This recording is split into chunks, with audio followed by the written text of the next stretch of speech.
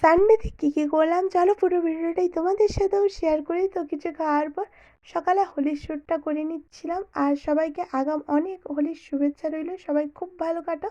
আর তারপর খেয়ে নিচ্ছিলাম ভাত, আলু পোস্ত, মাছ ভাজা, আর চালতার ডাল, আর ছিল এখানে তিল পেটে ভাজা। তো খেয়ে নিচ্ছিলাম।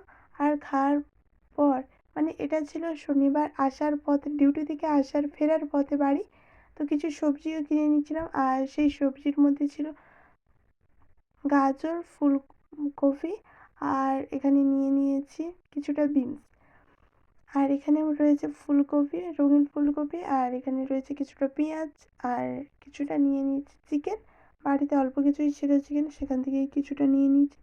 আর নিয়েছি দুটো ডিম। তো পাস্তা এখন সেদ্ধ করা হচ্ছে। তারপর সবজিগুলোকে ভালোভাবে সেদ্ধ করে নিচ্ছিলাম, মশলাটা কষে নিচ্ছিল। আর এখানে আমি একদম কিছুই করছিলাম না, শুধু জাস্ট সবজিগুলোকে কেটে রেখেছিলাম, আর দিদি এখানে সব করছে।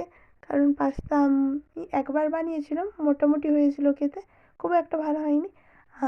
তাই দিদিকে বললাম তুমি বানাও আজকে, কেমন হয় তোমার হাতে।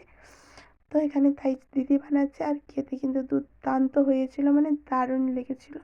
আর এখন আমি বেড়ে নিচ্ছি। আর তারপর চলে গিয়েছিলাম বাবার কাছে।